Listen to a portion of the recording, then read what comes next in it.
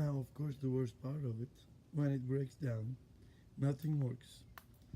And if you're lucky, the top will be down, just like this. My windows aren't up, and it's cold. Therefore, I'm not driving it, and it's been sitting like this for at least a couple of days until the part arrived. Now, in most cases, if the sensors do not work, you can't open the trunk. So everything is in the trunk, including your battery. And there's the motor, and this is how the motor sits in there.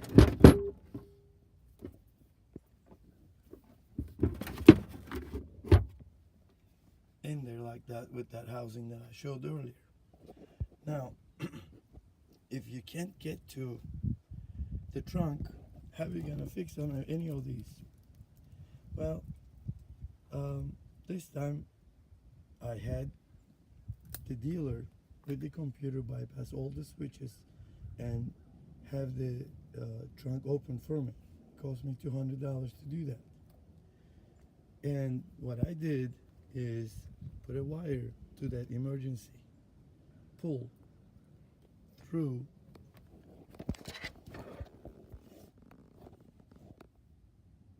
and the end of that is here.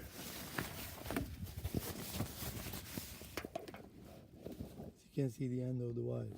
So anytime I shut the trunk, I'm able to open it with that mechanism that I created. Now, in the future, if that happens again, I don't have a game plan. This is a 2011, and you can't. There's no access behind the seats. You can't really come through it. Later on, I'm gonna open all that compartment to see if there's a hole that I can probably reach in with some fiberglass sticks or whatnot. I'm gonna explore that later. But for now, I'm gonna concentrate on to replace the motor. Now, it's very easy to replace. You are going to reuse these bumpers, and these are all hydraulic lines, and they have numbers on them, as you can see. And these have numbers on them too. If you look at it, this is like number 32, and which is, this line is number 32. So now, to get that out, you're going to need an Allen, which in this case, I have, let's see, number 3 Allen. So what you do is you stick that in there and open it. Now, I already pre-opened this one, so it's easy. You need to force it a little. You take this out.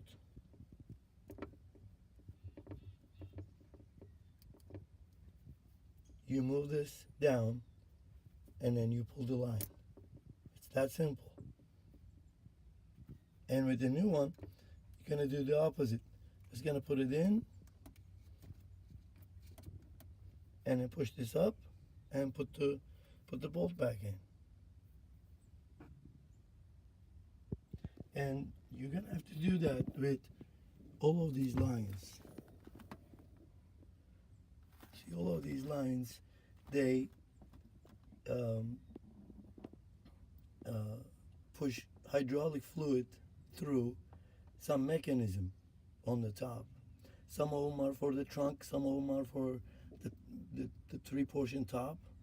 Don't know which one is which. I don't have the diagram in front of me, but that's what it is. Now, down below, these are the actuators.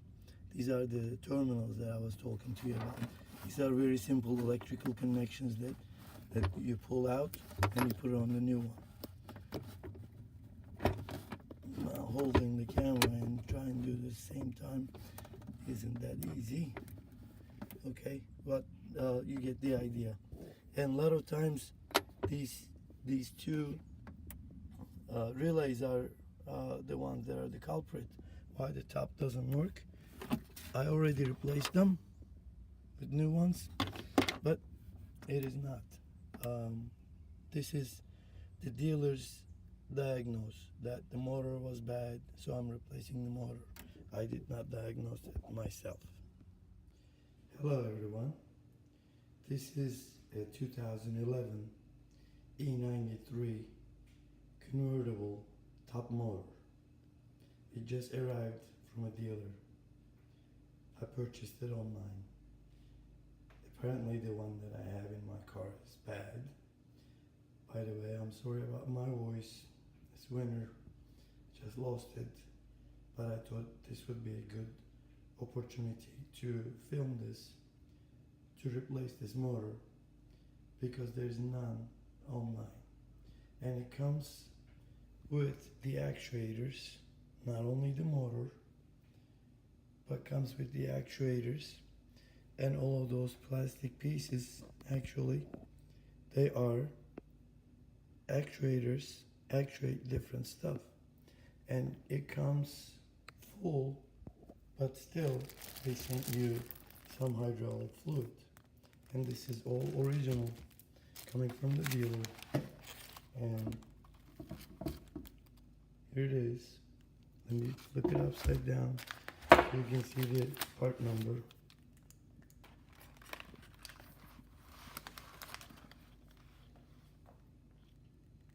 Here it is.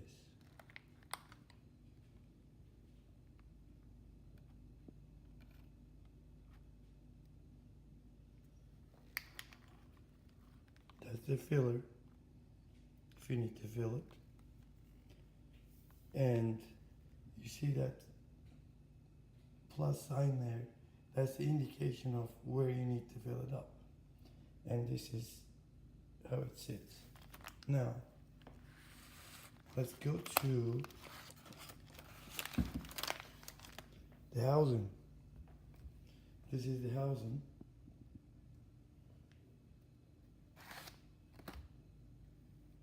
That actually sits in it. As you can see, it's hollow.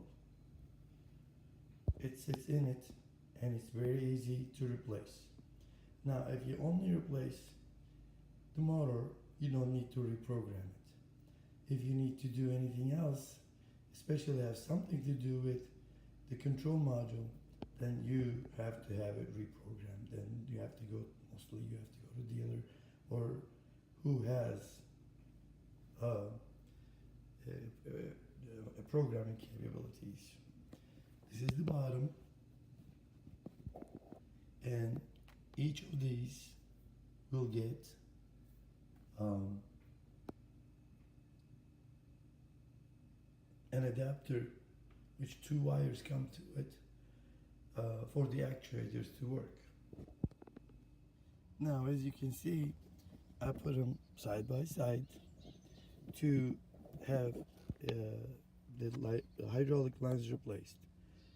Even though they have numbers on them, I find it, in my mind, easier to do one at a time, so I don't have to worry about or track what number goes where and what.